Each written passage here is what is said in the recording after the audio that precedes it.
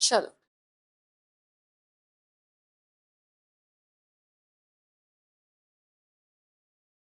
चलो hello everyone, आज अपना कॉन्ट्रैक्ट एक्ट का 5th क्लास है, लेकिन आगे बढ़ने से पहले अपने 4th क्लास का एक बार रिवीजन करेंगे। तो 4th क्लास में अपने लीगल कंसिडरेशन पढ़े थे और उसको कंप्लीट भी कर लिए थे।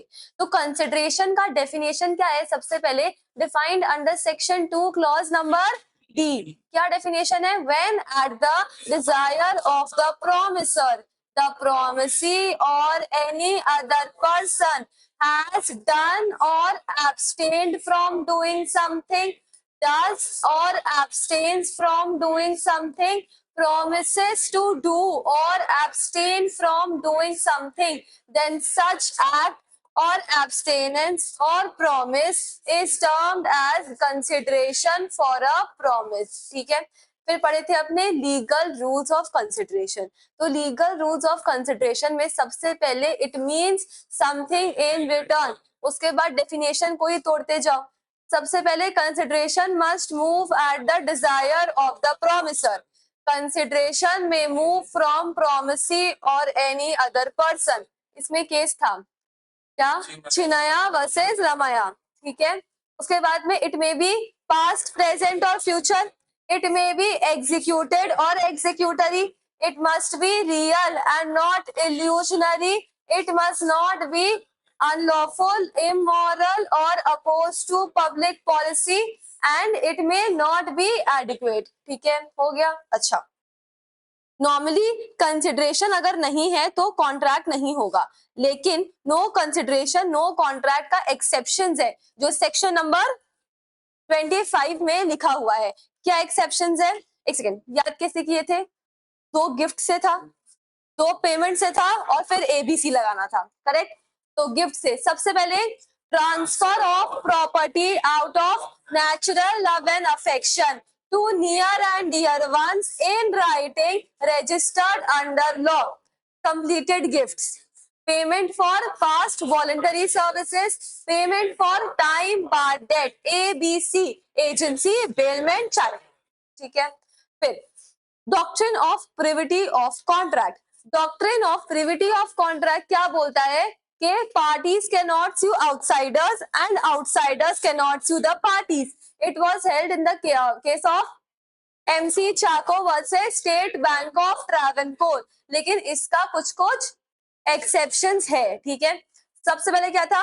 In case of a trust, in case of family settlement, in case of marriage contracts, फिर एक में असाइनमेंट, एक में एक्नॉलेजमेंट, फिर covenant running with the land और लास्ट में contract entered through an agent. पक्का क्लियर है? चलो, तो अपना सेक्शन 10 में ऑफर हो गया, एक्सेप्टेंस हो गया, लीगल कंसिडरेशन हो गया। आज लीगल कैपेसिटी करेंगे और पहले लीगल ऑब्जेक्ट करेंगे। ठीक है, legal object and then legal capacity.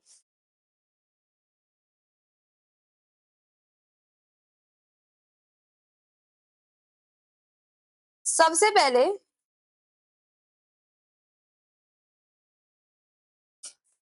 Legal object.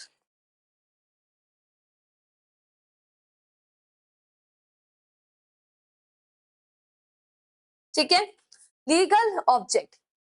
अब एक्ट में इसको नेगेटिव तरीके से दिया हुआ है। नेगेटिव तरीका मतलब अब कौन कौन सा ऑब्जेक्ट लीगल है, अगर ये बताने जाएंगे तो लिस्ट तो नेवर एंडिंग है। इसीलिए लॉ मेकर्स ने बोला कि कौन कौन सा ऑब्जेक्ट लीगल नहीं माना जाएगा। ठीक है, और उसका उन्होंने लिस्ट दे दिया, क्योंकि ये तो फिर भी एंड कर सकते हैं, बट जो लीगल ऑब्जेक्ट है उसका तो लिस्ट नेवर एंडिंग है। इसीलिए बोला कि कौन कौन सा ऑब्जेक्ट को हम लीगल कंसिडर नहीं करेंगे। सबसे पहले फॉरबिडन बाय लॉ। ठीक है, फॉरबिडन बाय लॉ यानी कि लॉ में ही मना कर रखा है कि आप इस ऑब्जेक्ट का कॉन्ट्रैक्ट नहीं कर सकते या आप इस ऑब्जेक्ट को अपने कॉन्ट्रैक्ट का सब्जेक्ट मैटर नहीं बना सकते। क्लियर? ऐसे फॉर एग्जांपल, अरे गांजा, AK-47, ये सब क्या है? इलीगल ऑब्जेक्ट है ना, तो ये सब क्या किसी कॉन्ट्रैक्ट का सब्जेक्ट मैटर बन सकता है क्या? नहीं बन सकता है। ठीक है, फिर defeats the provision of any law. देखो, फॉरबिडन बाय लॉ बोला, सुन रहे हो? फॉरबिडन बाय लॉ भी बोला, और दूसरे में defeats the provision of any law. दोनों सेम सेम नहीं लग रहा है? सेम सेम है ना, पर अलग अलग दिया तो कोई रीजन होगा। यहाँ पे जब हम फोरबिडन बाय लॉ बोलते हैं तो यानी कि लॉ में लिखा है कि आप इसको नहीं कर सकते या ये चीज इलीगल है। जब हम defeats the provision of any law का बात करते हैं तो हम यहाँ पे लॉ मेकर्स के इंटेंशन का बात करते हैं। क्या इंटेंशन का बात करते हैं? देखो, जो लॉ होता है ना उसको दो तरीके से कंप्लाई किया जाता है। एक होता है कंप्लायंस इन लेटर और एक होता है कंप्लायंस इन स्पिरिट। तो जब हम लेटर का बात करते हैं, compliance of law in letter का बात करते हैं, तो हम यहाँ पे टेक्निकलिटीज को रेफर करते हैं, यानी कि लॉ में जो लिखा है आप एज इट इज उसको फॉलो कर रहे हो, तो ये हो गया टेक्निकल लैंग्वेज। जब हम स्पिरिट का बात करते हैं, कंप्लायंस इन स्पिरिट का बात करते हैं, तो यहाँ पे हम लॉ मेकर्स के इंटेंशन का बात करते हैं कि ये लॉ बनाने के पीछे, ये कानून बनाने के पीछे उनका इंटेंशन क्या था, तो वो इंटेंशन से भी कंप्लाई करना पड़ेगा, तभी जाके ट्रू कंप्लायंस ऑफ लॉ होता है। ठीक है, पक्का? अच्छा, इसका एग्जाम्पल क्या है? देखो, फॉर एग्जाम्पल मान लो कि अपना इनकम टैक्स एक्ट है, ठीक है? फॉर एग्जाम्पल, ऐसा कुछ नहीं लिखा है बट एग्जाम्पल के लिए बोल रहे हैं। इनकम टैक्स एक्ट बोलता है कि अगर किसी का टैक्स पेमेंट में अरियर हो रखा है, ठीक है, टैक्स पे करना था पर टैक्स पे नहीं किया है, तो अगर किसी का टैक्स पेमेंट में अरियर हो रखा है तो वो अब जब तक अपना टैक्स पेमेंट पूरा क्लियर नहीं कर देता उसको प्रॉपर्टी परचेज करने नहीं देंगे। ठीक है, ठीक है, पक्का? मतलब बेसिकली प्रॉपर्टी परचेज अगर करता है तो एक बार में अच्छा खासा अमाउंट लगता है और हो सकता है ब्लैक मनी से ही परचेज कर ले पूरा का पूरा प्रॉपर्टी, तो वो कभी अकाउंटिंग ही नहीं होगा उस चीज का। तो ब्लैक मनी को रोकने के लिए ऐसा बनाया गया। इंटेंशन ये था कि ब्लैक मनी का सर्कुलेशन रोकना है, यही इंटेंशन था। अभी बोल रहा है, अभी जैसे मान लो कि मिस्टर ए है, उसको क्या करना है? प्रॉपर्टी खरीदना है, पर उसका टैक्स में अरियर हो रखा है तो वो नहीं खरीद सकता, लेकिन पैसे हैं उसके पास बट टैक्स में अरियर है इसीलिए वो नहीं खरीद सकता। ठीक है, तो उसका एक दोस्त है मिस्टर बी, ठीक है, उसने मिस्टर बी से सेटलमेंट किया कि एक काम करो, तुम प्रॉपर्टी खरीद लो और बाद में तुम ये प्रॉपर्टी मेरे को ट्रांसफर कर देना एज गिफ्ट। वो अलग बात है कि अंदर से हम तुमको पैसा दे देंगे पर सामने ट्रांजैक्शन में क्या दिखाएंगे कि ये गिफ्ट था। अभी गिफ्ट तो मिल ही सकता है ना, खरीदने से मना किया है, गिफ्ट तो मिल ही सकता है। तो क्या यहाँ पे लॉ का कंप्लायंस इन लेटर हुआ क्या? हाँ, लेटर तो हुआ, वो खरीद तो नहीं रहा है, लेकिन क्या स्पिरिट से कंप्लाई हुआ क्या? नहीं। जो उनका मोटिव था, जो लॉ मेकर्स का लॉ बनाने का मोटिव था कि ब्लैक मनी का सर्कुलेशन रोकना है, वो पूरा हुआ क्या? नहीं हुआ। समझा क्या? तो ऐसे ट्रांजैक्शंस, ऐसे कॉन्ट्रैक्ट्स भी क्या है? लीगल नहीं है। ठीक है, इनका जो ऑब्जेक्ट है वो लीगल नहीं है। अगर वो लॉ मेकर्स के इंटेंशन को डिफीट करता है, अगर कोई कॉन्ट्रैक्ट लॉ मेकर्स के इंटेंशन को डिफीट करता है तो वहां पे ऑब्जेक्ट को लीगल नहीं माना जाएगा। ठीक है, पक्का? एकदम क्लियर एग्जाम्पल। फिर ये तो सिंपल है, फ्रॉडुलेंट, जहां पे मेन ऑब्जेक्टिव है सामने वाले को धोखा देना, तो ऐसा भी ऑब्जेक्ट्स क्या है? लीगल नहीं है। फिर involves injury to any person और property, involves injury to any person और प्रॉपर्टी। सुनो, इसमें क्या बोल रहा है?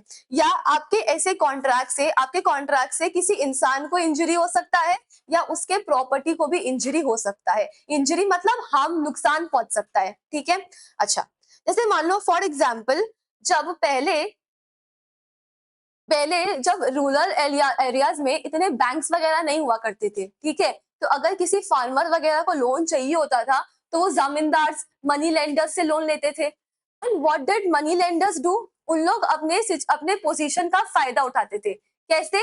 या तो they will charge very high rate of interest, जो उनको मालूम है कि फार्मर कभी अपनी जिंदगी में पे ऑफ ही नहीं कर पाएगा, एंड उसके बदले उन लोग टर्म्स क्या रखते थे कि जब तक तुम लोन नहीं चुकाओगे तब तक तुम्हारा जितना भी पीढ़ी आएगा ना वो सब मेरे यहाँ पे लेबर ही करेगा। यही होता था। एंड अगर उनको पता है, मान लो उनका कोई पीढ़ी नहीं है, तो उन लोग क्या करते थे कि इतना हाई रेट ऑफ इंटरेस्ट कर देंगे कि अगर आपने पेमेंट में डिफॉल्ट कर दिया तो उन लोग आपका घर जब्त कर लेंगे।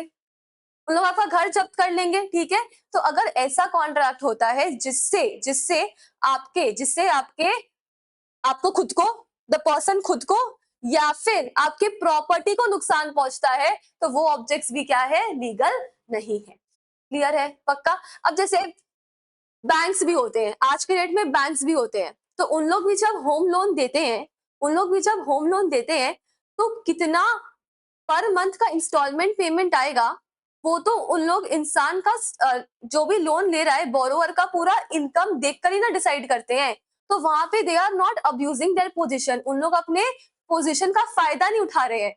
बट यहाँ पे जमींदार को तो पता ही है ना कि भाई फार्मर कभी ऐसा पे कर ही नहीं पाएगा, तो इन लोग जानबूझ के उसको नुकसान पहुंचाते हैं by charging him either high rate of interest, या फिर पता है कि डिफॉल्ट कर जाएगा तो उसका घर हड़प लेंगे।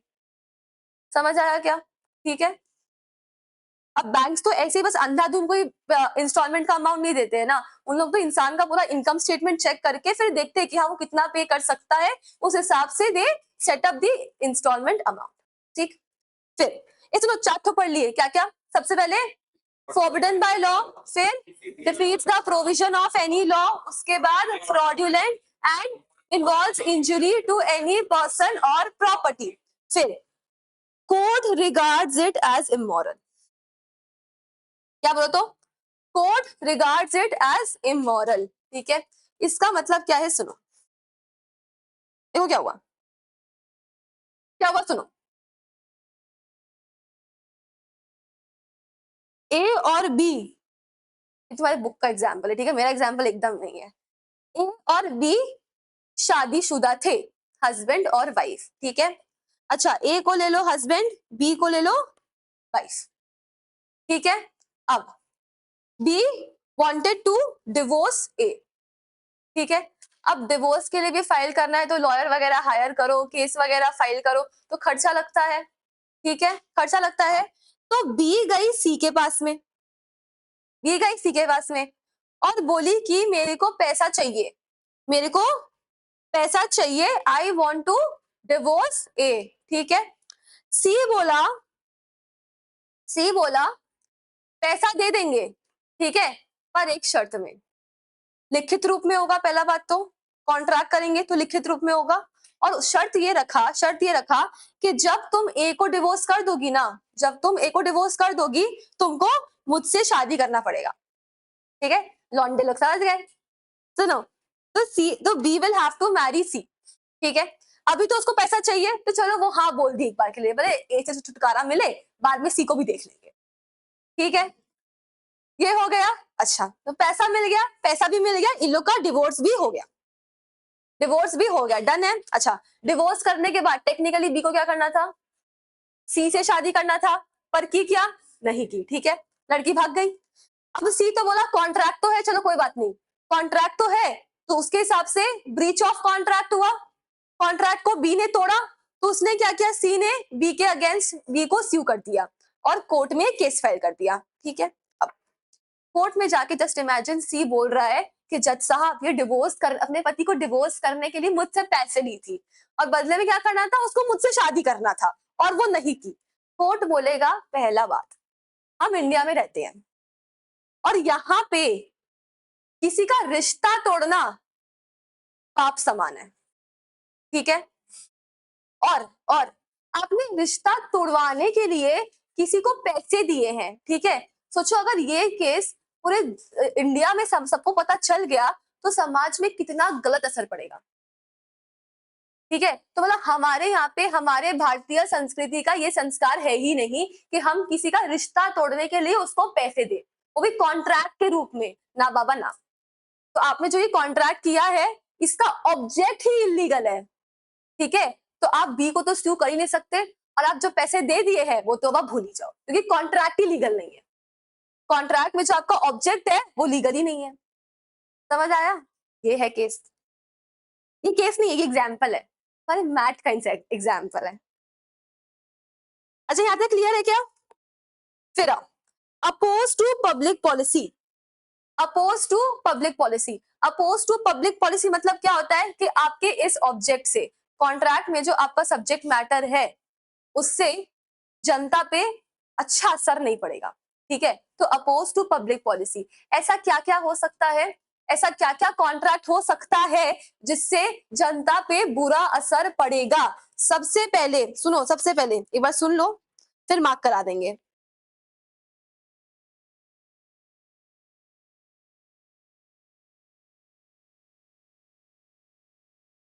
Trading with the enemy, trading with the enemy. Enemy मतलब वो नहीं कि दुश्मन का दुश्मन मेरा दोस्त, वो वाला एनिमी नहीं। यहाँ पे ये बोल रहा है कि फॉर एग्जाम्पल मान लो इंडिया और पाकिस्तान में वॉर चल रहा है, ठीक है। अब आज धवल नहीं आया, क्यों? हम एग्जाम्पल किस पे लेंगे?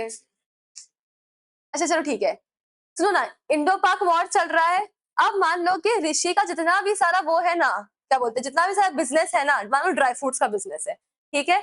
और ऋषि का जो मेन सप्लायर्स है वो सब कहाँ पे है? पाकिस्तान में है, ठीक है। तुम बताओ मेरे को, इधर इंडिया के सोल्जर्स पाकिस्तान के साथ में लड़ रहे हैं, ठीक है। Every day soldiers are dying, और ये इधर पाकिस्तानियों के साथ में ट्रेडिंग करके अपना पैसा छाप रहा है। ऐसा अच्छा लगेगा? इसमें ये करने से, ऋषि के ये करने से क्या जनता पे अच्छा असर पड़ेगा?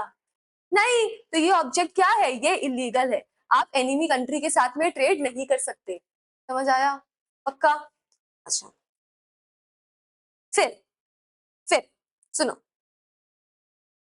अच्छा, एक टर्म है स्टिफलिंग प्रोसिक्यूशन। क्या है? स्टिफलिंग प्रोसिक्यूशन, ठीक है।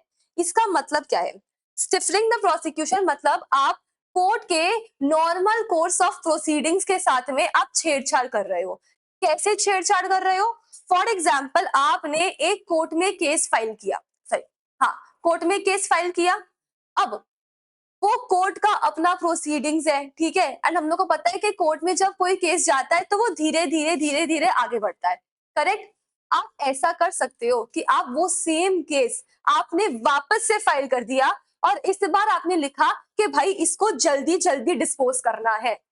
नहीं, इसी का मतलब होता है stifle prosecution, stifling prosecution. In the sense आप जो है कोर्ट के नॉर्मल कोर्स ऑफ प्रोसीडिंग्स के बीच में इंटरफेयर कर रहे हो। कैसे? आप ऑलरेडी फाइल्ड किया हुआ केस वापस से फाइल कर रहे हो, लेकिन इस बार आप चाहते हो कि कोर्ट जो है इसका फटाफट डिस्पोज करके ऑर्डर पास कर दे, तो वो नहीं चलता।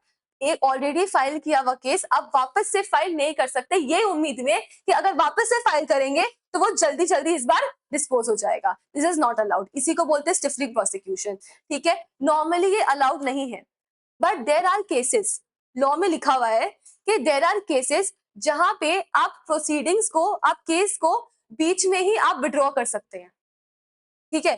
हर जगह नहीं कर सकते, पर कहाँ कर सकते हैं? वो उस एक्ट में उन जगहों पे लिखा हुआ है, जहां लिखा है वहां आप कर सकते हैं, कोई दिक्कत नहीं है। पर नॉर्मली आप प्रोसिक्यूशन को स्टाइफल कर पाओगे क्या? नहीं कर पाओगे, ठीक है। जैसे आर्बिट्रेशन होता है, जैसे आर्बिट्रेशन होता है आउटसाइड द कोर्ट सेटलमेंट होता है ना। तो ये सब क्या है? जब आपका प्रोसीडिंग्स चल रहा है, आपने प्रोसीडिंग्स केस कोर्ट से विड्रॉ करके आप आर्बिट्रेशन में ले गए, आप लेके जा सकते हो क्या? हाँ, आप लेके जा सकते हो, only if that act allows you to do so, ठीक है। अपनी मर्जी से नहीं लेके जा सकते।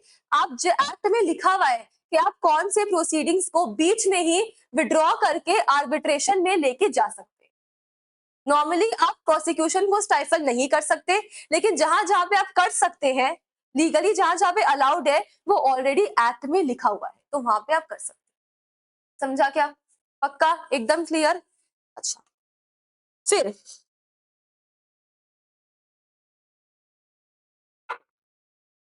Trafficking of public offices and titles, trafficking of public offices and titles, इसमें क्या हो रहा है? ये ऋषि है ना, ऋषि है ना, ठीक है। पैसा देके पद्मश्री अवार्ड खरीद रहा है, ठीक है। अशोक चक्र अवार्ड खरीद रहा है, परमवीर चक्र अवार्ड खरीद रहा है, ये सब अलाउड है क्या? नहीं, ठीक है। नेशनल अवार्ड खरीद रहा है, अलाउड है क्या? नहीं। उसके अलावा धवल चीफ मिनिस्टर का कुर्सी खरीद रहा था, पब्लिक ऑफिस, अलाउड है क्या? नहीं। ये सब का अगर आप कॉन्ट्रैक्ट करेंगे तो यहाँ पे सब्जेक्ट मैटर क्या है? या तो वो अवार्ड है, पब्लिक नेशनल अवार्ड है, या फिर चेयरमैन का कोई कुर्सी है, पब्लिक ऑफिस का कोई कुर्सी है, तो अलाउड है क्या? ये सब करने से क्या जनता पे अच्छा असर पड़ेगा? नहीं, ये सब का ऑब्जेक्ट्स क्या है? इलीगल है। क्लियर? अच्छा, फिर मैरिज कॉन्ट्रैक्ट्स। मैरिज कॉन्ट्रैक्ट मतलब क्या हो गया? अरे शादी करने के बदले में पैसे लेना, दहेज वगैरह, डाउरी वगैरह, वो सब अलाउड है क्या? नहीं अलाउड है, ठीक है। लेकिन ये जो मैरिज ब्यूरो वेबसाइट्स है, ठीक है ना, कौन कौन सा बोलो तो? शादी.com, जीवनसाथी.com, ये सब जो भी वेबसाइट्स है, ठीक है, ये लोग क्या करते हैं? ये लोग चार्जेस लेते हैं ना? ये लोग का चार्जेस लीगल है क्या? पक्का? कैसे? ब्रोकरेज ना। देखो, तो जब आप किसी से शादी करने के बदले में आप पैसे ले रहे हो, तो वो भी तो ब्रोकरेज ही है। फैंसी वर्ड में ब्रोकरेज है, हिंदी में दहेज है। करेक्ट? ठीक है, यही तो होता है ना। और ये लोग भी क्या चार्ज करते हैं? ब्रोकरेज तो चार्ज करे, पैसे तो चार्ज करे शादी करवाने के। ये लोग शादी करवा रहे हैं क्या? नहीं, ये लोग शादी नहीं करवा रहे हैं। ये लोग क्या करते हैं? ये लोग का चीज ही अलग है। देखो, जो मैरिज ब्रोकरेज वाले वेबसाइट्स होते हैं ना, ये लोग शादी नहीं करवाते हैं। ये लोग दो प्रोस्पेक्टिव लोगों को बस खाली ढूंढने में हेल्प करते हैं, ताकि आप जाओ, पसंद आए तो शादी कर लो, ठीक है। बस हमने आपको जो मिला दिया ना, बस उसी के उन लोग पैसे चार्ज करते हैं, तो वो तो अलाउड है। वो अलाउड है। ऐसा थोड़ी है कि दो जन मिल गया शादी करो ही करो, नहीं, नॉट लाइक दैट। तो बस वो लोग क्या करते हैं, खाली दो लोगों को मिला देते हैं, उसी में बस हेल्प करते हैं। समझ आया? Basically they are playing the role of cupid, इतना ही है, ठीक है। तो उन लोग वाला काम लीगल है, ठीक। अच्छा, यहाँ तक क्लियर है क्या? श्योर? अच्छा, आओ देख लो एक बार। तो सुनो ना, 6 केसेस में ऑब्जेक्ट लीगल नहीं होगा। क्या क्या बताओ तो? Forbidden by law, defeats the provision of any law, is fraudulent, involves injury to any person or property, court regards it as immoral and opposed to public policy. Opposed to public policy में कौन कौन सा आ रहा है? Trading with the enemy, पहले trading with the enemy, उसके बाद stifling prosecution, फिर trafficking of public offices and titles, उसके बाद में मैरिज ब्रोकरेज कॉन्ट्रैक्ट्स, ठीक है, मैरिज कॉन्ट्रैक्ट्स। अब दो टर्म और पढ़ेंगे, सुनो। एक होता है मेंटेनेंस और एक होता है चैम्पर्टी। दोनों का मतलब समझो कि मेंटेनेंस क्या होता है और चैम्पर्टी क्या होता है। मेंटेनेंस मतलब कि मेंटेन करना है, ठीक है। क्या मेंटेन करना है? केस को मेंटेन करना है, केस को मेंटेन करना है। जैसे जैसे फॉर एग्जाम्पल, ए और बी के बीच में केस चल रहा है, ठीक है। अब केस चलाने के लिए तो पैसा लगे है, ऐसा लगा है ना केस चलाने के लिए, और आगे जितना और चलाना है पैसे लगते रहेंगे, ठीक है। तो अभी ए के पास में फंड्स की कमी है, ए के पास में फंड्स की कमी है कि वो केस को अब आगे कैसे चलाए, ठीक है। अब बट ए जो है वो जेन्युइन है, जेन्युइन है, ठीक है, जेन्युइन है, उसका केस एकदम जेन्युइन है, उसको एक्चुअली में फंड्स का कमी है and he wants to take the case forward. Clear है? ठीक है। अब तो ये गया सी के पास में, ये गया सी के पास में और बोला कि मुझे फंड्स चाहिए so that I can take my case ahead. Clear है? ठीक है। तो अभी सी ने बोला चलो ठीक है। सी बी को जानता भी नहीं है, सी जो है बी को जानता भी नहीं है, कोई पर्सनली दुश्मनी भी नहीं है, ठीक है। बट आप कोई केस चलाने का, आप कोई केस चलाने का जिससे आपका कोई लेना देना ही नहीं है, आप फंड्स डाल रहे हो उसमें, आप फंड्स डाल रहे हो उसमें, क्या ये अलाउड है? क्या ऑब्जेक्ट लीगल है? हाँ, हाँ, प्राइमा फेसी ऊपरा ऊपरी लीगल है, ठीक है। फिर अब आते हैं चैम्पर्टी में। What is champerty? सुनो, चैम्पर्टी में आप असिस्टेंस दे रहे हो, आप अपना प्रोफेशनल एक्सपर्टीज दे रहे हो। कैसे? मान लो फॉर एग्जाम्पल ए और बी के बीच में केस चल रहा है, अब सी जो है सी ऑलरेडी एक प्रोफेशनल लॉयर है, ठीक है, उसे ए और बी के केस के बारे में मालूम चला, ऐसा सेम केस ऑलरेडी वो पहले भी सॉल्व कर चुका है और वो जीत भी चुका है, कोर्ट में लड़ चुका है और जीत चुका है, और उसको लग रहा है कि अभी जो केस चल रहा है करंट स्टेटस के अकॉर्डिंग ए केस जीत सकता है, ठीक है। अब सी तो ए का लॉयर नहीं है, बट सी जाएगा ए के पास में और बोलेगा कि मैंने आपका केस देखा, ठीक है, और मुझे लगता है कि अगर आप मेरा हेल्प लोगे, इफ आई हेल्प यू, आप केस आराम से जीत सकते हो क्योंकि मैंने ऐसा केस ऑलरेडी पहले जीता हुआ है, ठीक है। अब ये फ्री में तो हेल्प करेगा नहीं, लॉयर है, फ्री में तो हेल्प करेगा नहीं। बोला बदले में जब आप केस जीत जाओगे, बदले में आपको बी से जो कॉम्पनसेशन मिलेगा ना, कॉम्पनसेशन का बड़ा लड्डू मिलेगा ना, वो लड्डू का कुछ हिस्सा हमको दे देना, ठीक है। क्या ये लीगल है कॉन्ट्रैक्ट? लीगल है, ठीक है। मेंटेनेंस और चैम्पर्टी, अगर सिर्फ जितना एग्जाम्पल तुमको हम दिए, अगर उतना तक ही कर रहे हैं तब वो लीगल है, लेकिन दो केस में वो इलीगल हो जाएगा। कैसे? When it is unreasonable and when it is done with a malicious motive. इसका मतलब क्या होता है? सुनो, अनरीजनेबल मतलब जब सी ए के पास ए को असिस्टेंस देने के लिए गया और बोला आप कॉम्पनसेशन का जो भी लड्डू मिलेगा उसका थोड़ा हिस्सा हमको दे देना, वहां तक तो ठीक था। अनरीजनेबल कब हो जाएगा? जब बोलेगा पूरा पूरा का कॉम्पनसेशन ही हमको दे देना, तो वो अनरीजनेबल है, तब यहाँ पे कॉन्ट्रैक्ट क्या हो जाएगा? इलीगल, ठीक है। मलिशियस मोटिव क्या होता है? जब आप कॉन्ट्रैक्ट में किसी को सपोर्ट कर रहे हो बिकॉज ऑफ आपको सामने वाले से बदला निकालना है, दुश्मन का दुश्मन दोस्त होता है, यहाँ पे वो वाला केस है। जैसे मान लो ए और बी का केस चल रहा था ना, सी को तो मतलब ही नहीं था, जब हम लोग एग्जाम्पल लिए थे तो सी को ना ए से मतलब था ना बी से मतलब था, he was just helping a person in need. लेकिन अगर यहाँ पे सी ए को हेल्प करता ओनली बिकॉज उसको बी से अपना बदला लेना था, ठीक है, वो सिर्फ ए को नुकसान पहुंचाना चाहता था, मतलब क्या? इंटेंशन खराब है। मलिशियस मोटिव का मतलब क्या होता है? Bad intention. क्या मतलब होता है? Bad intention. तो अगर आप किसी केस को मेंटेन कर रहे हो जिसका मोटिव ही है एक पार्टी के साथ आपको कोई दुश्मनी है और आप अपना दुश्मनी निकाल रहे हो, तो इट बिकम्स इलीगल, और अगर अनरीजनेबल है तो भी वो इलीगल है। समझा? पक्का? क्लियर? मेंटेनेंस, तो मेंटेनेंस का मतलब क्या हुआ? To maintain a suit.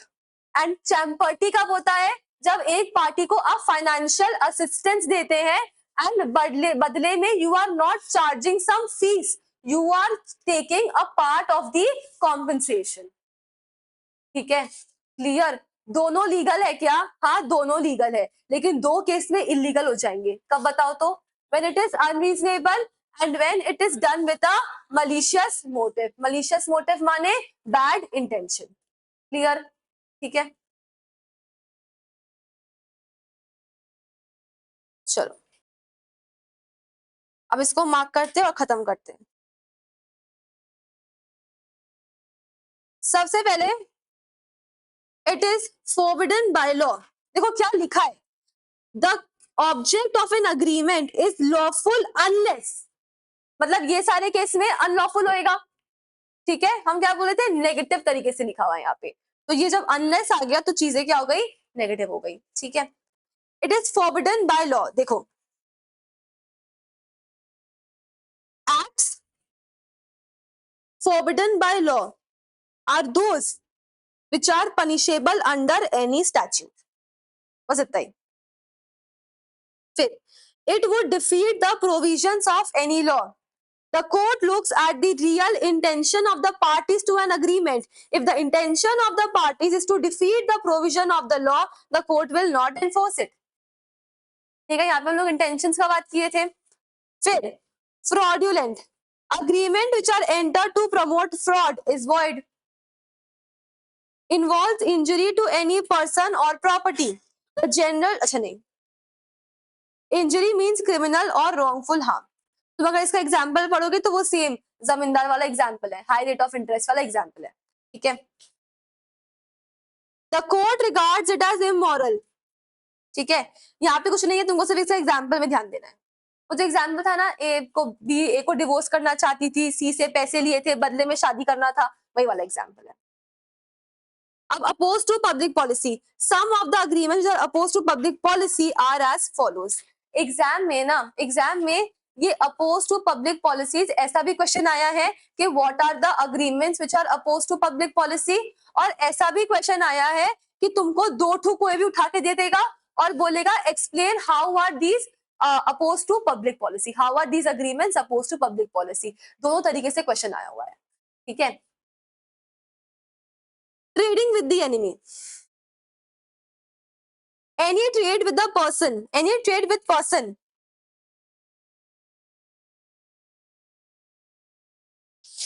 any trade with person owing alliance to a government at war with India without the license of the government of India is void as the object is opposed to public policy, ठीक है। Government of India war है किसी country के साथ में और तुम उसी देश के साथ में तुम बिजनेस कर रहे हो, तो वो तो अपोज टू पब्लिक पॉलिसी है ही ना। लेकिन अगर आपने गवर्नमेंट से प्रायर अप्रूवल ले लिया है कि आपका वॉर तो चल रहा है, ठीक है, देखो कोई बात नहीं, पर धंधा नहीं रुकना चाहिए हमारा, समझ आ रहा है क्या? तो बस वही है, ठीक है।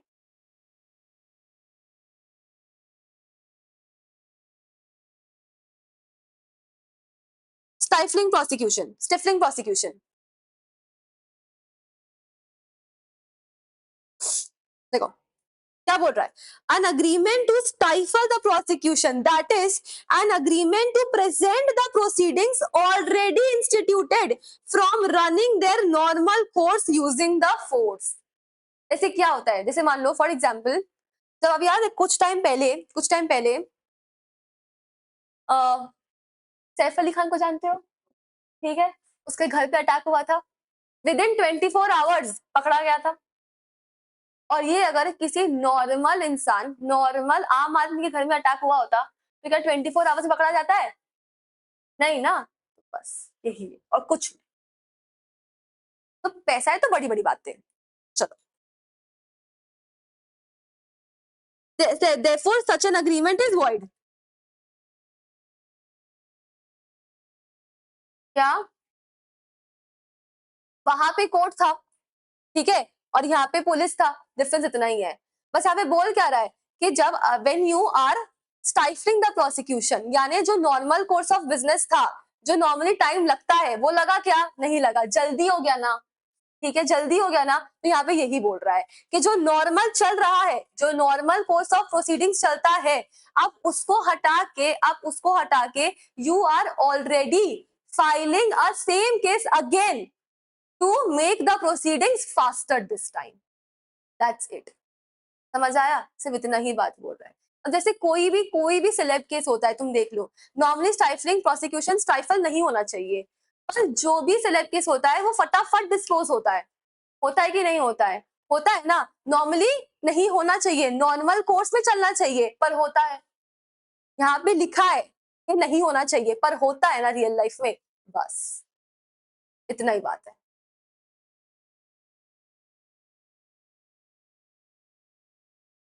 लेकिन जहां जहां पे लिखा हुआ रहेगा, सुनो ना, लेकिन जहां जहां पे लिखा हुआ रहेगा, जहां जहां पे लिखा हुआ रहेगा कि आप फास्टर प्रोसीडिंग्स के लिए इनिशिएट कर सकते हो, तो वहां पे तो आप कर ही सकते हो। तो ये लिस्ट कहाँ दिया हुआ है? सीआरपीसी में दिया हुआ है, देखो, under the Indian criminal procedure code there is however a statutory list of compoundable offenses and an agreement to drop the proceedings related to such offenses, ठीक है, with or without the permission of the court।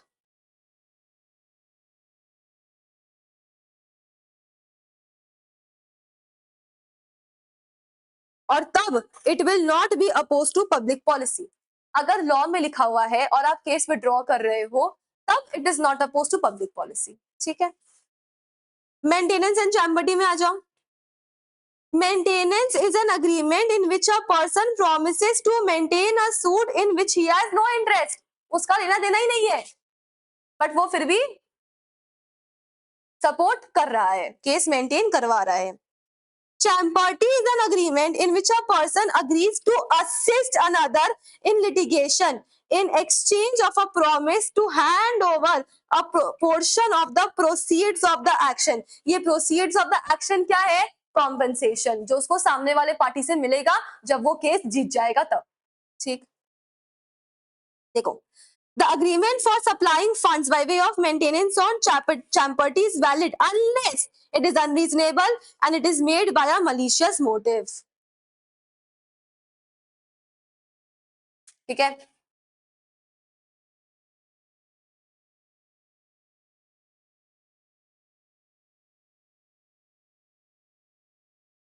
ये जो कानून है, ये कानून आम आदमी के लिए है, जुडिशियरी के लिए नहीं है।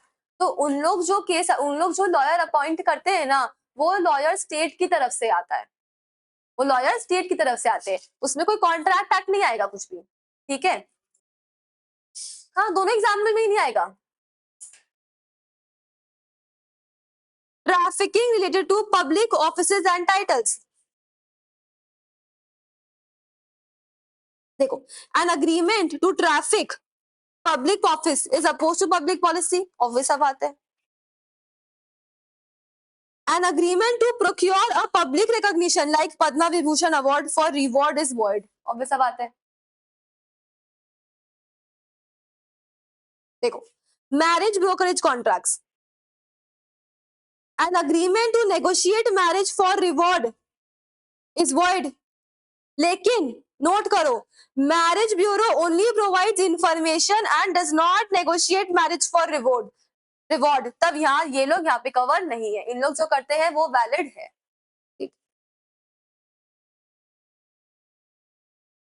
ये हो गया, एक और कर लो बस खाली, interference with the course of justice,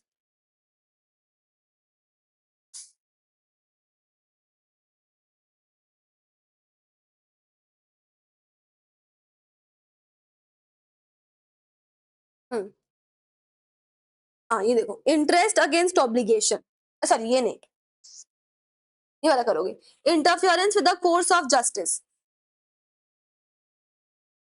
an agreement whose object is to induce any judicial officer to act corruptly is void. अरे जज खरीद रहे हो, बेसिकली जज खरीद सकते हो क्या?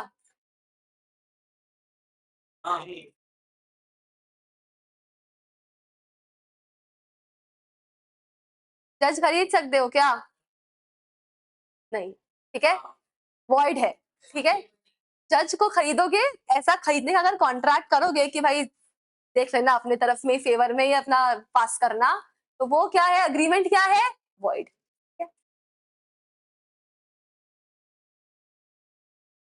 देखो क्या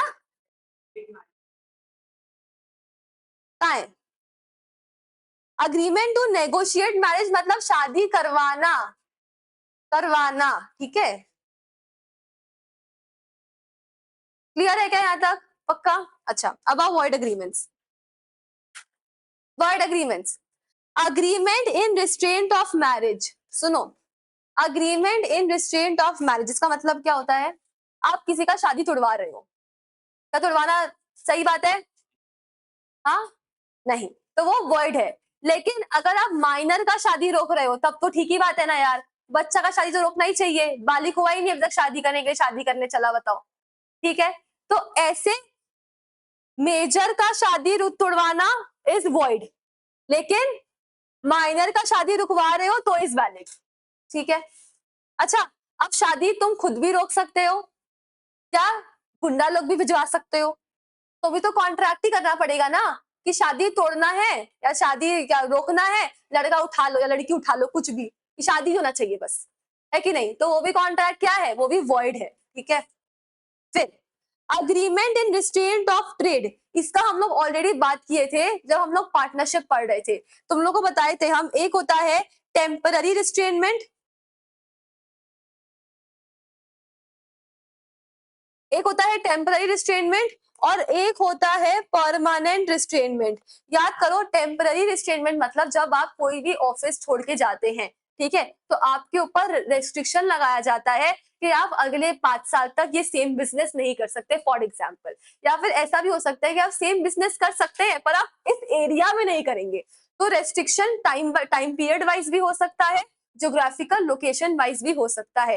टेम्पररी रिस्ट्रेनमेंट लगाते हैं तो वो अलाउड है क्या? हाँ अलाउड है।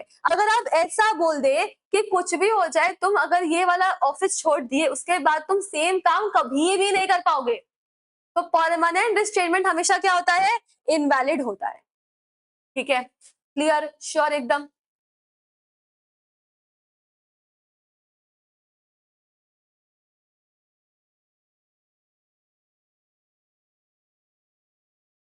देखो,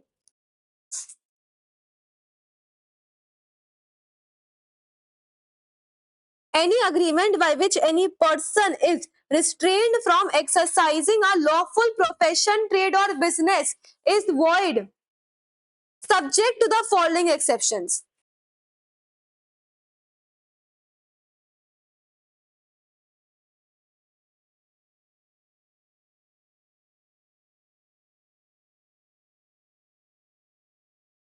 Where a person sells the goodwill of a business and agrees with the buyer to refrain from carrying on the similar business within the specified local limits.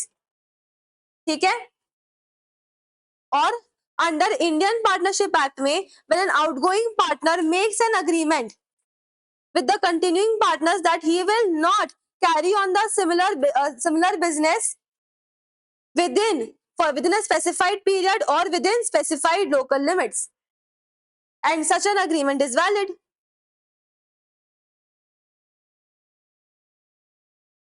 Correct है ये तो, ठीक है, पक्का।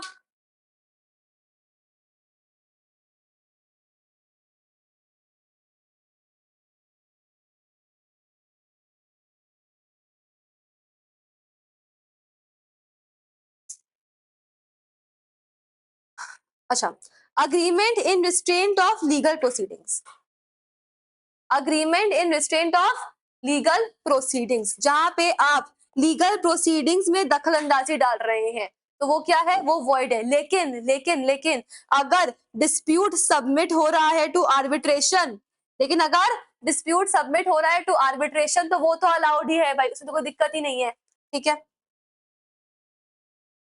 अच्छा ये भी हम लोग बात कर चुके हैं। देखो, agreement the meaning of which is uncertain, याद करो अपने बात किए थे कि terms of an offer must be definite and certain. ठीक है, वहां पे ऑयल वाला एग्जांपल था क्या? करेक्ट है। एक बार देखो, ये जो एग्जांपल है क्या ये सेम है क्या?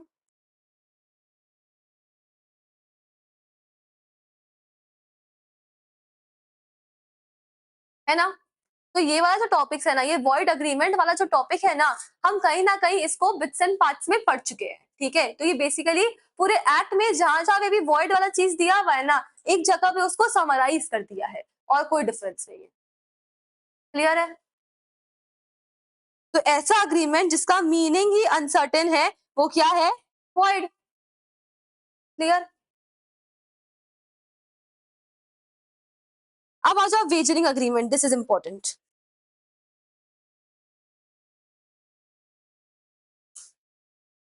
This is very important, wagering agreement. ठीक है, वेजरिंग क्या होता है? वेजरिंग क्या होता है? Correct, gambling. सुनो, तुमने पैसा लगाया, तुमने पैसा लगाया,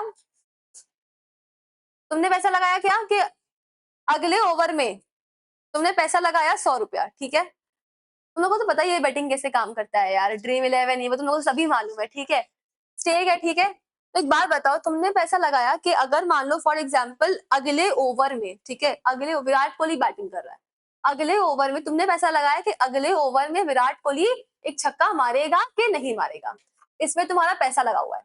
अगर छक्का मार दिया तो पैसे डबल, नहीं मारा तो पैसे डूब गए। तुमको इंटरेस्ट किस में है? तुमको पैसे में इंटरेस्ट है, तुमको पैसे में इंटरेस्ट है। क्या तुमको विराट कोहली में इंटरेस्ट है? नहीं। तो जहां पे गैम्बलिंग यानी कि वेजरिंग अग्रीमेंट तब होगा जब आपको सब्जेक्ट मैटर में इंटरेस्ट नहीं है। जब आपको सब्जेक्ट मैटर में इंटरेस्ट नहीं है, आपको अपने पैसे या मनीज वर्थ में इंटरेस्ट है। ठीक है, Virat Kohli is a subject matter, तुमको उसमें इंटरेस्ट नहीं है, तुमको इंटरेस्ट है कि भाई वो छक्का मारेगा कि नहीं मारेगा, इतना में तुमको इंटरेस्ट है। तो when your interest lies only on your money और the money's worth, it is wagering agreement. Clear है? देखो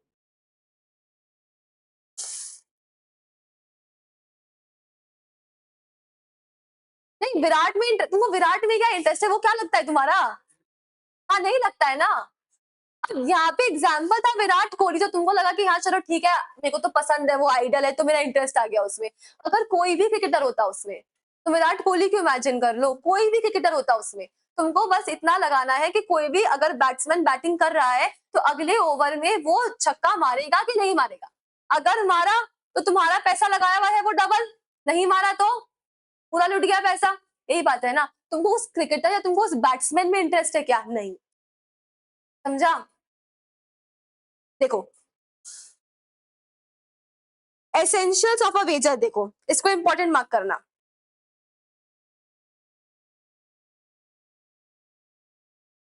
there must be a promise to pay money or money is worth, correct है। It must be, promise must be conditional on an event happening or not happening. On an event happening मतलब क्या होता है? छक्का मारा तो पैसा double. On an event not happening मतलब छक्का नहीं मारा तो उसमें पैसा लगा रहे हैं, करेक्ट। ये तुम लोग समझते हो, ये अच्छा लगा। The event must be uncertain, obvious सा बात है, इवेंट मस्ट बी अनसर्टेन। यहाँ पहले कभी कभी क्या होता है, जैसे लगता है कि, जैसे क्या लगता है कि मान लो कभी कभी लग रहा है कि एक टीम जो है वो मैच दिखने वाला है, मैच जीतने वाला है, सब लोग पैसा उसी पे लगा दिए कि वो जीतने वाला है, अचानक से एक ओवर में मैच पूरा पलट देगा। होता है ना, होता है ना, बस वही है। Event must be uncertain, event must be uncertain, ठीक है, क्योंकि कभी भी भूखी के पॉकेट से पैसा नहीं जाना चाहिए, इतना ही बात है। There must be two parties. There must be two parties. Each party must be stand to win or lose. यही होता है। And देखो, parties should have no interest in the event except for the stake. Except for the stake. इसलिए तुमको event में interest है, वरना कोई इंटरेस्ट नहीं। समझा क्या? पक्का? ये देखो, ये 5 पॉइंट करोगे। एसेंशियल्स ऑफ अ वेजर क्या क्या है? सबसे पहले there must be a promise to pay money or money worth. उसके बाद event must be conditional, promise must be conditional on the event happening or not happening, event must be uncertain. उसके अलावा there must be two parties and each party must stand either to win or to lose, and party should have no interest in the event except for the stake। ठीक है, पक्का? Sure है? तो wagering agreement हमेशा क्या होता है? Void होता है। लेकिन कुछ ट्रांजैक्शंस ऐसा है which are similar to wager but फिर भी वो वैलिड है। कैसे? देखो,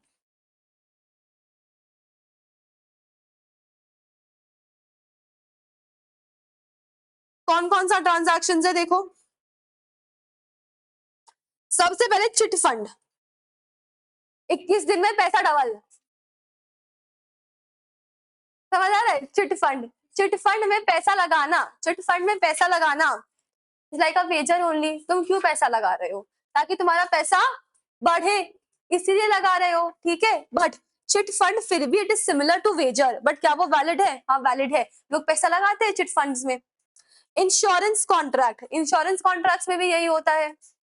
game of skill and athletic competition, देखो गेम ऑफ स्किल और एथलेटिक कॉम्पिटिशन, यहाँ पे यू नीड स्किल्स, यहाँ पे you need skills to win, तब इसीलिए it is similar to wager but वो वॉइड नहीं है बेटा, वॉइड नहीं है। शेयर मार्केट ट्रांजैक्शंस, अब जो शेयर मार्केट ट्रांजैक्शंस जो नॉलेज रखता है उसके लिए तो शेयर मार्केट सट्टा नहीं है, पर जो बस बिना देखे चाहे ये स्टॉक ऊपर जा रहा है पैसा लगा दो इस पे, तो वो तो एक तरह से सट्टा ही खेल रहा है, ठीक है। तो जहां पे भी बेसिकली यहाँ पे इतना बोला जा रहा है, जितने भी गैम्बलिंग नेचर के ट्रांजैक्शंस है, वेजरिंग नेचर के ट्रांजैक्शंस है, अगर उसमें स्किल और नॉलेज लग रहा है then it is not a wager. और अगर आप सिर्फ अंधाधुन ऐसे ही पैसा लगा दे रहे हैं तब वो वेजर है, यानी कि गैम्बलिंग नेचर का बन जाएगा। क्लियर है? अच्छा देखो, यहाँ पे ये बोल रहा है कि transaction just similar to wager and are void. वो कौन कौन सा है? Lottery transactions, lottery transactions. अबे लॉटरी तो वेजरिंग ही है भाई। लॉटरी में पैसा क्यों लगाते हैं? ताकि अचानक से एक दिन करोड़पति बन जाए। Even if the lottery is sanction by the government of India या स्टेट गवर्नमेंट। कभी ऐसा सॉल्ट लेक वाला ब्रिज से उतरे हो, चल के वो फुट ब्रिज से उतरे हो, जैसे ही राइट राइट लेते हैं, ठीक है, लाइन से लॉटरी टिकट बिक रहा होता है, बिकता है ना, ठीक है। लॉटरी फिर भी स्टेट गवर्नमेंट या वाया सेंट्रल गवर्नमेंट सैंक्शनड है, उसके बाद भी it is a wagering transaction, ठीक है, और वो इलीगल भी है और वो वॉइड भी है। Crossword puzzles and competition, but फिर भी होता है। क्रॉसवर्ड पजल्स एंड कंपटीशन, ठीक है। सुनो, क्रॉसवर्ड पजल्स और कंपटीशन, इसका जो आंसर होता है, ये सब जो आंसर होता है क्रॉसवर्ड पजल का, ये सब तो पहले से प्रिपेयर्ड रहता है कि नहीं? तो अलग से कोई स्किल वगैरह तो कुछ लग नहीं रहा है इसमें, तो ये भी वेजरिंग नेचर का है। Horse race transactions, horse race transactions ये भी वेजरिंग नेचर का ही है। अरे भाई रेस में जो लगाते हैं ना पैसा,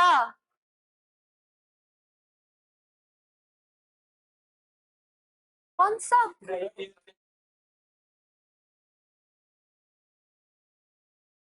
अरे लोग लगाते हैं, हम तो बोल रहा है लोग लगाते हैं, बट गैम्बलिंग वेजरिंग नेचर का है।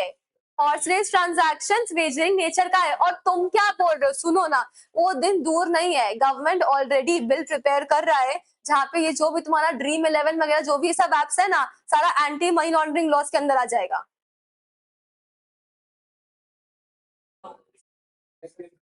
हाँ, उसमें देखो क्या बिल आता है।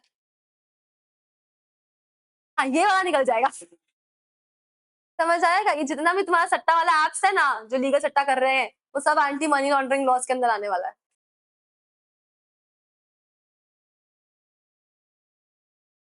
ठीक है क्या? श्योर है?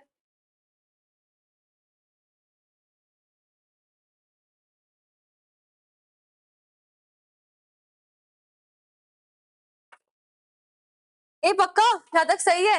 अच्छा, difference between contract of insurance and wagering agreement, ये हम लोग बाद में करेंगे, अभी नहीं करेंगे, ठीक है, थोड़ा बाद में करेंगे। एक टॉपिक है कॉन्टिजेंट कॉन्ट्रैक्ट, जब हम तुमको वो पढ़ा देंगे फिर हम लोग ये करेंगे। अब और लीगल कैपेसिटी क्या है बोल रहे हैं। अब और लीगल कैपेसिटी, लीगल कैपेसिटी मतलब क्या होता है? कौन कौन, who all are legally capable to enter into a contract, सारे के सारे लोग are legally capable to enter into a contract except 3 जन। बता दे रहे कौन? पगला, बच्चा, पर्सन डिस्क्वालिफाइड, ठीक है। पगला मतलब पर्सन ऑफ अनसाउंड माइंड, ठीक है, पगला। अब उसमें भी फिर वो दो ठो, परमानेंट पागल और टेम्पररी पागल। परमानेंट पागल तो हमेशा डिस्क्वालिफाइड, और टेम्पररी पागल कब कर सकता है? जब वो नॉर्मल स्टेट में होगा, तब कर सकता है, ठीक है। बच्चा, बच्चा जो 18 के नीचे है वो बच्चा, ठीक है। और अगर वो बाल सुधार गृह में था तो 21 साल। अभी मर्डर क्राइम किया था, ठीक है ना, क्राइम किया था, उसको जेल में भेज दिए सुधरने के लिए, तो उसके लिए एज ऑफ मेजोरिटी क्या हो जाएगा? 21 ईयर्स। हाँ, हाँ जुवेनाइल, तो उसको हम लोग, उसके लिए age of majority is 21 years, ठीक है। पर्सन डिस्क्वालिफाइड, पर्सन डिस्क्वालिफाइड मतलब क्या होता है? जो जेल में सजा काट रहा है ऑलरेडी, प्रिजनर के साथ कॉन्ट्रैक्ट करोगे? नहीं। उसके अलावा जो इंसॉल्वेंट है उसके साथ कॉन्ट्रैक्ट करोगे? नहीं, वो डिस्क्वालिफाइड है। और जो बड़े बड़े लोग होते हैं ना, ये ब्यूरोक्रेट्स, एम्बेसडर्स, जो बाहर के देशों से अपने कंट्री को रिप्रेजेंट करने के लिए आते हैं, या हमारे देश से लोग बाहर जाते हैं हमारे कंट्री को रिप्रेजेंट करने के लिए, ये लोग सब क्या है? अम्बेसडर्स है ना। तो ये लोग के लिए, ये लोग भी क्या है? पर्सन डिस्क्वालिफाइड है, कॉन्ट्रैक्ट वगैरह ये लोग के ऊपर एप्लीकेबल नहीं है। समझा क्या?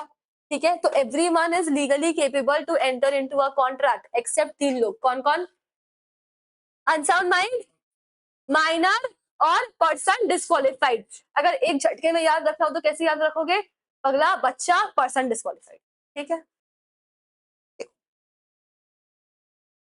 एवरी पर्सन, अच्छा इसको छोड़ दो, ये तो हो गया। यहाँ पे उल्टा लिखा हुआ है बस, every person is competent to contract who has attained the age of majority, मतलब माइनर नहीं है, इज ऑफ साउंड माइंड मतलब पगला नहीं है, एंड इज नॉट डिस्क्वालिफाइड। ठीक है, एक बार ये पढ़ोगे तो इसका बस खाली दो ठो पढ़ो तो पढ़ो क्या लिखा है, मतलब गजब लिखा है।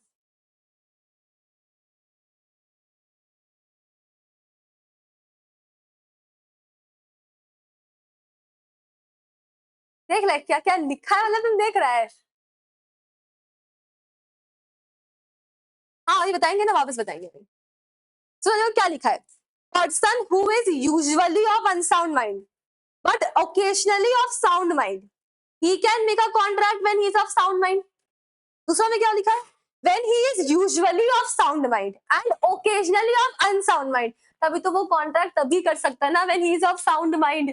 दो बात ही बार बार, एक ही बात को दो बार लिखा है, करेक्ट। अच्छा, पर्सन डिस्क्वालिफाइड कौन कौन होता है, जैसे तुम्हारा ये इंसॉल्वेंट हो गया, इंसॉल्वेंट तो कभी कॉन्ट्रैक्ट कर ही नहीं सकता। उसके अलावा जो जेल में सजा काट रहा है, कॉन्विक्ट।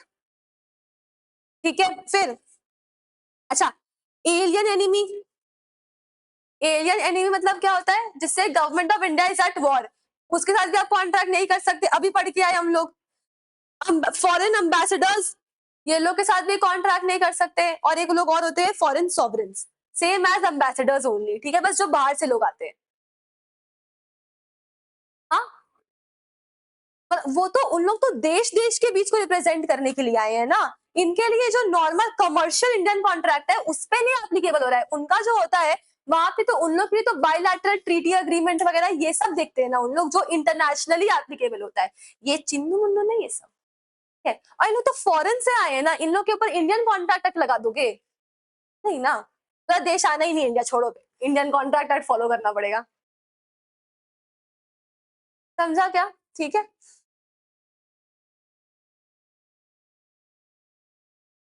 अब आओ, legal position of a minor. इतना सारा पॉइंट देख रहे हो क्या? हाँ, बस इतना सा पॉइंट करना है, फिर खत्म। अब देखो तुम्हारे एग्जाम में ना, देखो अब ये सारा पॉइंट तुमको याद नहीं रखना है, तुमको सारा पॉइंट समझ के रखना है, क्योंकि तुम्हारे एग्जाम में कभी भी ऐसा क्वेश्चन नहीं आएगा what are the legal rules of a minor, और लिखो बेटा एकदम 15-16 पॉइंट बैठ के, कोई ना 11-12 का एग्जाम चल रहा है, नहीं। क्या करेगा इन लोग, कोई भी 2-3 तो पॉइंट उठाएगा और 2-3 पॉइंट का मिक्स करके एक तो केस स्टडी बना देगा, फिर तुमको आइडेंटिफाई करना पड़ेगा कि हाँ ये इस पॉइंट का बात कर रहा है, ये उस पॉइंट का बात कर रहा है, ऐसे क्वेश्चन आएगा। डायरेक्ट क्वेश्चन ऐसा कभी भी नहीं आएगा कि what are the legal rules of a minor, लिखो बैठ के। समझा क्या? ठीक है, आओ सबसे पहले void ab initio, void ab initio, एक void तो समझते ही हो, invalid। ab initio मतलब क्या होता है, from the beginning, initio comes from the word initial, मतलब from the start, तो from the beginning, क्योंकि माइनर इनकेपेबल है to enter into a contract, तो आप माइनर के साथ में कोई भी अग्रीमेंट करेंगे वो क्या होगा, वॉइड ही होगा, करेक्ट। ठीक है, एक तो केस था इसमें, मोहिरी बीबी वर्सेस धर्मोदास घोष, ये केस एग्जाम में आता है।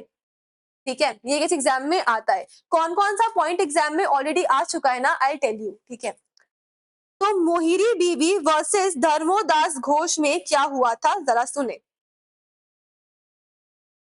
ठीक है,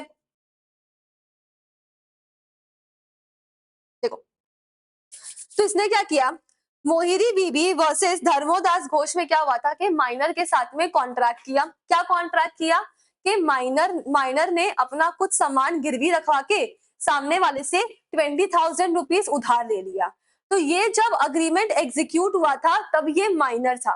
ठीक है, उसके बाद जब ये डिफॉल्ट कर दिया लोन पेमेंट करने में, तो ये तो माइनर है। ठीक है, ये माइनर है, अब माइनर के ऊपर तो हम केस कर नहीं सकते, तो लेंडर ने उसके मेजर होने का वेट किया। ठीक है, और जैसे ही वो माइनर मेजर हो गया उसके ऊपर डिफॉल्ट का केस फाइल कर दिया। ठीक है, कोर्ट में ये बोला गया कि आपने जब अग्रीमेंट किया था तब वो बच्चा, तब वो इंसान माइनर था क्या, हाँ माइनर था, तो माइनर का agreement from the start is void ab initio, from the very and, from the very beginning it is invalid. तो पहला बात, आपने जो 20,000 रुपया दिया वो तो गया ही, और आपने जो माइनर का सामान गिरवी रखा है ना उसको भी लौटा दो उसको। मतलब माइनर को फुल प्रोटेक्शन मिलेगा सरकार की तरफ से, मतलब जज की तरफ से, लॉ की तरफ से माइनर को फुल प्रोटेक्शन है। ठीक है, वॉइड एब नीचे समझ में आया क्या क्या होता है। फिर no ratification, what is no ratification? Ratification आपके सिलेबस में 2-3 बार आएगा ये वर्ड, समझ लो मतलब क्या होता है। रैटिफिकेशन मतलब पहले जो आपने किया वो इनवैलिड था, क्या बाद में वो वैलिड हो जाएगा क्या? नहीं। रैटिफिकेशन माइनर वाले सेंस से मतलब ये कि जब आपने अग्रीमेंट किया तब तो वो इनवैलिड है, जैसे ही माइनर मेजर हो जाएगा क्या वो अग्रीमेंट इनवैलिड से वैलिड बन जाएगा क्या? नहीं। इसी को बोलते हैं रैटिफिकेशन अलाउड नहीं है। जब कोई चीज इनवैलिड है पहले और बाद में जब वो वैलिड हो जाता है उसी को बोलते हैं रैटिफिकेशन, लेकिन ये चीज माइनर के केस में अलाउड नहीं है। माइनर का अग्रीमेंट जब वो पहले बनाया when he was a minor it was invalid, बाद में जब वो मेजर हो जाएगा तब वो अग्रीमेंट इनवैलिड से वैलिड नहीं बनेगा। इसी का मतलब होता है ratification is not allowed. Clear है? फिर अच्छा, उसके बाद ये हम लोग पढ़ के आए हैं, can minor be admitted to the benefits of partnership? क्या? हाँ, with the consent of all the partners. फिर अच्छा, अब देखो माइनर कैन प्लीड माइन, अच्छा पहले देखो, minor is liable for torts. Torts मतलब क्या होता है? टॉर्ट्स मतलब होता है civil wrong. Civil wrong, civil wrong मतलब क्या होता है? जब आप जब आप लोगों को, सोसाइटी को परेशान कर रहे हो, जैसे रास्ता में कचरा कर रहा है या फिर रात को 10 बजे के बाद लाउड म्यूजिक बजा रहा है, वो सब क्या है? थॉट्स है। ठीक है, सिविल रॉन्ग है जहां पे आप सोसाइटी को नुकसान पहुंचा रहे हैं। करेक्ट है क्या? तो माइनर टॉर्ट्स के लिए लायबल है। अब मान लो कुछ भी करके लायबल है तो यानी कि उसके ऊपर केस करके उसको कोर्ट लेके जा सकते हैं अगर वो टॉर्ट्स के लिए लायबल है। अगर कुछ भी करके आप माइनर को कोर्ट तक किसी भी तरह लेके भी चले गए ना, माइनर वहां पे जाके जज के सामने अपना भोला सा शक्ल बना के बोल सकता है कि मैं तो बच्चा हूं, मुझे क्या ही पता। मतलब हम क्या बोले, कुछ भी हो जाए माइनर को फुल प्रोटेक्शन है। देखो, माइनर कैन प्लीड माइनॉरिटी, इसका मतलब क्या होता है? वो बोल सकता है कि मैं तो माइनर हूं, मैं बच्चा हूं, मुझे क्या मालूम। समझा? माइनर कैन प्लीड माइनॉरिटी मतलब अब जो अभी तक 18 साल का नहीं हुआ है उसको फुल प्रोटेक्शन है अभी। कौन कौन नहीं हुआ 18 साल का? इन लोग से बच के रहना जो लोग 18 के हो चुके ऑलरेडी। ठीक है, तो माइनर कैन प्लीड माइनॉरिटी। अच्छा, यहां तक क्लियर है क्या? फिर ये हम लोग कल ही पढ़े थे, can minor be a beneficial to a contract? क्या याद है? वो ट्रस्ट डीड हो रहा था। ठीक है, किसके बेनिफिट के लिए? पोता के बेनिफिट के लिए। पोता क्या था? बेनिफिशियरी तो था, माइनर था बट फिर भी बेनिफिशियरी था ना। करेक्ट है। फिर माइनर के not be a share holder, minor के not be a share holder, obvious बात है, कंपनी का शेयर थोड़ी खरीद सकता है माइनर। लेकिन लेकिन लेकिन माइनर के बिहाफ में क्या उसके पेरेंट्स कंपनी का शेयर खरीद सकते हैं उसके लिए? हाँ, खरीद सकते हैं, वो चलेगा। लेकिन माइनर खुद से खरीद सकता है क्या? कंपनी का मेंबर बन सकता है क्या? नहीं। उसके बिहाफ में उसके पेरेंट्स बन सकते हैं। लेकिन जब अगर ऐसा कोई केस हो रहा है तो जैसे ही जब माइनर मेजर हो जाएगा ना, पेरेंट्स वो शेयर क्या करेंगे? ऑटोमेटिकली माइनर को अलॉट हो जाएगा। समझा? पक्का? अपने अकाउंट से नहीं करता होगा बेटा। हाँ, ये तो खटक गया है। माइनर कैसे अकाउंट कैसे खोलोगे? बैंक वाला तुमको कैसे डीमैट अकाउंट खोलने नहीं देगा बेटा।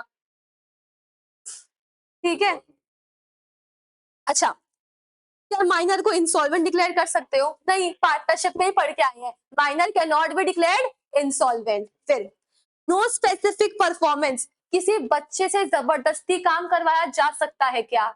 नहीं, यही बोला जा रहा है यहाँ पे। No specific performance, specific performance मतलब नाम इटसेल्फ सजेस्ट कर रहा है, जबरदस्ती काम कर। स्पेसिफिक परफॉर्मेंस ना, तुमको करने का मन नहीं है पर तुमको करना पड़ेगा। माइनर से जबरदस्ती कोई काम करवा सकते हैं क्या आज के डेट में? नहीं। ये हम लोग को लॉ मेकर्स बहुत पहले से बता रहे थे कि बच्चों से जबरदस्ती काम आप नहीं करवा सकते, पर हम ठीक है अभी क्या, लेट्स बताता है सबको। तो no specific performance from the minor, correct है। फिर क्या माइनर एजेंट बन सकता है? हाँ, हम लोग बात किए थे ना, चाय के दुकान में टपरी पे छोटू काम करता ही है, तो माइनर एजेंट बन सकता है क्या? हाँ, एजेंट बन सकता है, ठीक है। फिर contract by the guardian, contract by the guardian, अब सुनो। गार्जियन यानी माइनर के पेरेंट्स समझ लो या लीगल गाइड समझ लो, जो भी होते हैं। गार्जियंस माइनर के बिहाफ में कॉन्ट्रैक्ट एंटर कर सकते हैं, केवल वही कॉन्ट्रैक्ट जो माइनर के बेनिफिट के लिए होगा। जैसे फॉर एग्जांपल वो सब आता है ना, रियलिटी टीवी शोज आता है ना, वो लिटिल मास्टर शेफ और लिटिल सारेगामापा, लिटिल चैम्प्स और वो डीआईडी लिटिल डांस मास्टर, वो सब जो आता है, बच्चा ही तो नाचता है, बच्चा नाचता है ना, तो क्या करना पड़ता है, इन लोग भी तो टीवी चैनल के साथ में इन लोग कॉन्ट्रैक्ट साइन करते हैं ना। तो ये कॉन्ट्रैक्ट क्या माइनर खुद साइन करता है? नहीं, माइनर के पेरेंट्स साइन करते हैं on behalf of the minor, क्योंकि that contract is for the benefit of the minor, ठीक है। तो गार्जियन केवल माइनर के बिहाफ में वही कॉन्ट्रैक्ट एंटर कर सकता है which is for the benefit of the minor, correct है यहां तक? ठीक है। अच्छा, क्या कौन एंटर कर रहा है कॉन्ट्रैक्ट? पेरेंट्स। तो लाइबल कौन होगा?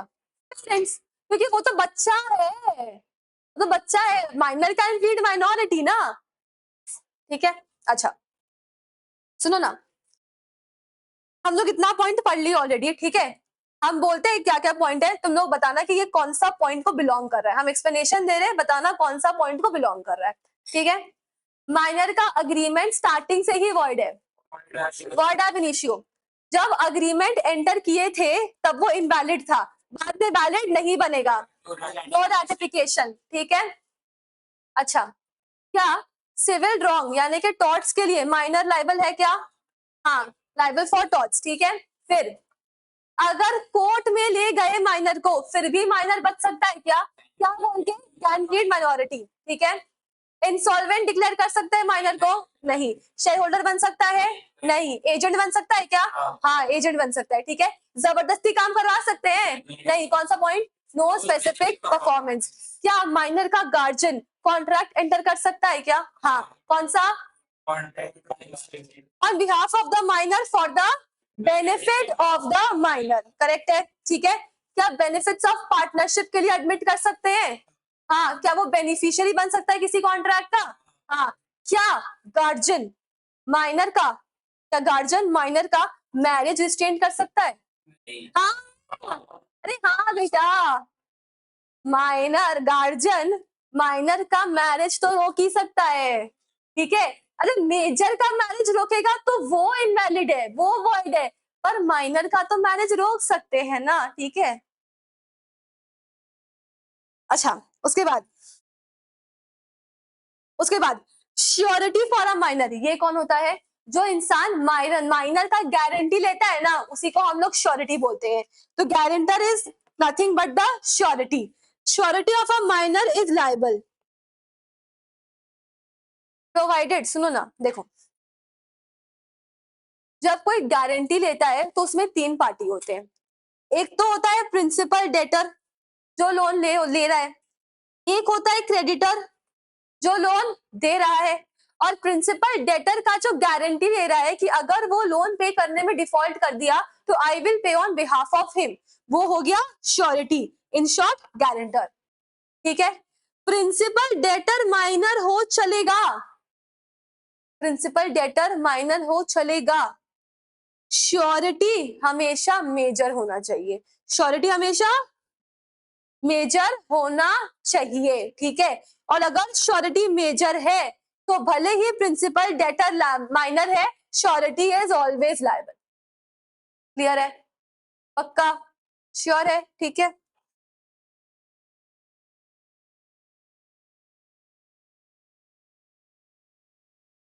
अच्छा, यहाँ तक ठीक है। अब देखो, minor is liable for necessaries, ये पॉइंट एक बार देखते हैं। Minor is liable for necessaries and guardian is not liable for necessaries. देखो सुनो,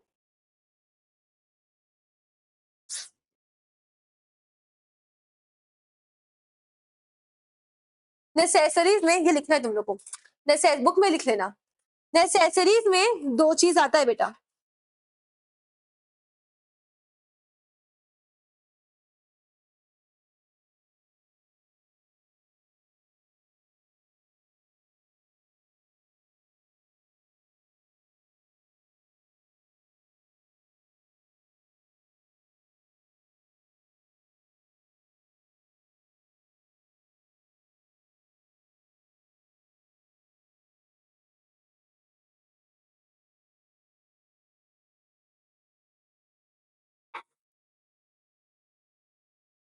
नेसेसरीज। देखो, minor is liable for necessaries. अब नेसेसरीज में दो चीज आता है, एक होता है नेसेसिटीज और एक होता है other things which depend upon the standard of living of the minor. इस स्टैंडर्ड ऑफ लिविंग से ना बहुत कुछ बदल जाता है, ठीक है।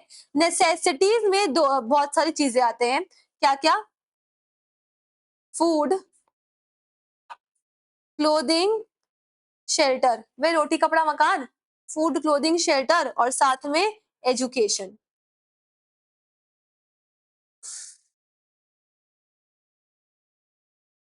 ठीक है। अच्छा, ये सब के लिए माइनर लायबल है क्या? हाँ, माइनर लायबल है। तो अगर माइनर लायबल है तो उसके गार्जियन को भी लायबल करना जरूरी है क्या? नहीं, माइनर लायबल है ना। ऊपर में क्या लिखा था? Guardian, guardian is not liable for necessaries, क्योंकि minor is already liable for necessaries. Correct है क्या? अब देखो कहा गया। हाँ, जैसे मोहिरी बीवी वर्सेस धर्मोदास घोष वाला जो केस था, वहां पे मॉर्गेज करके उसने 20,000 रुपीज लिया था। बट अगर केस कुछ ऐसा होता, केस कुछ ऐसा होता कि उसने अपना सामान गिरवी कुछ नहीं रखना, उसने 40,000 रुपीज लिया, उसने 40,000 रुपीज लिया लैपटॉप खरीदने के लिए फॉर हिज एजुकेशन पर्पस, तो क्या उस 40,000 के लिए माइनर लायबल होगा क्या? हाँ होगा, because minor is liable for necessaries, और नेसेसरीज में आता है एक तो नेसेसिटीज, जिसमें क्या आता है? एजुकेशन, तो माइनर लायबल है। क्लियर है? अब ऐसा नहीं है जब हम बोलते हैं माइनर लायबल है, इसका मतलब ये नहीं कि तुरंत का तुरंत उससे वापस छीन के लेना है, नहीं, उसको कभी ना कभी तो लौटाना पड़ेगा सामने वाले को, इतना सा बात बोल रहे हैं, ठीक है। लेकिन अगर माइनर के पास है ही नहीं, अगर माइनर के पास है ही नहीं, तो वो कहां से लौटाएगा? क्योंकि माइनर को हम इंसॉल्वेंट तो डिक्लेयर कर नहीं सकते, ठीक है। माइनर को हम इंसॉल्वेंट तो डिक्लेयर कर नहीं सकते। माइनर का अगर जितना नेटवर्थ होगा उतने की ही केवल लाइबिलिटी है उसकी, उससे ज्यादा नहीं हो सकता, क्योंकि उसको हम इंसॉल्वेंट डिक्लेयर कर ही नहीं सकते। अब ऐसा माइनर कौन होता है जिसके पैदा होती है उसके पास प्रॉपर्टी आ जाएगा? अरे सारे, तैमूर अली खान, जय अली खान, फिर वो इधर वे वो पृथ्वी अंबानी और ये अंबानी, ये लोग सब माइनर है तो भी क्या हुआ, इनके नाम पे एसेट्स तो है ही, है ना। तो उनका प्राइवेट एस्टेट इज लायबल, उनके नाम में जो प्रॉपर्टी है that is liable for the necessaries. समझ आ रहा है? अगर मान लो फॉर एग्जाम्पल, अब जैसे अगर हम स्टैंडर्ड ऑफ लिविंग का बात करें, ठीक है, स्टैंडर्ड ऑफ लिविंग में क्या होता है कि क्या आपके लिए बेसिक चीजें हैं कि आपको ये तो लगेगी ही लगेगी, ठीक है। फॉर एग्जाम्पल, तुम मेट्रो में ट्रैवल करते हो, बस में ट्रैवल करते हो, ऑटो में ट्रैवल करते हो, ये तुम्हारा क्या है? नॉर्मल स्टैंडर्ड ऑफ लिविंग, ठीक है। अगर तुम अचानक से कल को ऑडी या बीएमडब्ल्यू में ट्रैवल करने लगे, तो वो तुम्हारे लिए लग्जरी है कि स्टैंडर्ड ऑफ लिविंग है? लग्जरी है, लग्जरी है। यही अगर हम बात करें तैमूर अली खान या जय अली खान या पृथ्वी अंबानी, इन लोग मर्सिडीज में ट्रैवल कर रहा है, बीएमडब्ल्यू में, ये सब में ट्रैवल कर रहा है, इनके लिए वो स्टैंडर्ड ऑफ लिविंग है कि लग्जरी है? स्टैंडर्ड ऑफ लिविंग है। समझ आया? तो अगर कोई तुमको बीएमडब्ल्यू दे दे, ठीक है, कोई तुमको अगर बीएमडब्ल्यू दे, क्या are you liable to give that BMW again to repay that BMW worth to that person, नहीं, क्योंकि तुम्हारे लिए वो स्टैंडर्ड ऑफ लिविंग है ही नहीं। बट अगर कोई तैमूर अली खान या जे अली खान को BMW या ऑडी देगा तो भाई वो तो लायबल है ना उस चीज के लिए, क्योंकि वो उसका स्टैंडर्ड ऑफ लिविंग में आता है। समझ आया? पक्का? श्योर हो? ठीक है, ये लिख लिए? ठीक है,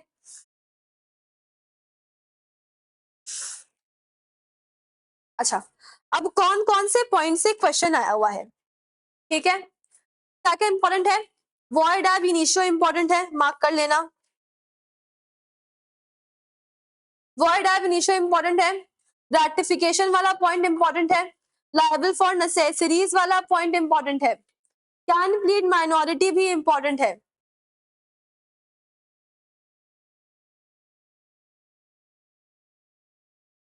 no specific performance, surety of a minor and torts. अच्छा, ये इंस्टॉलमेंट भी कर लेना, इतना पॉइंट इंपॉर्टेंट है। तो ये वो पॉइंट्स है जिससे एग्जाम में क्वेश्चन ऑलरेडी आया हुआ है बहुत बार। क्लियर है क्या? पक्का? एकदम श्योर?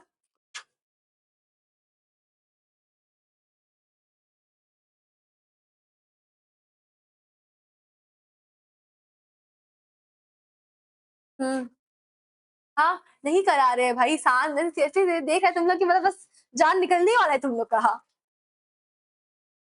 ठीक है, चलो डन, आज के लिए इतना ही, ठीक है।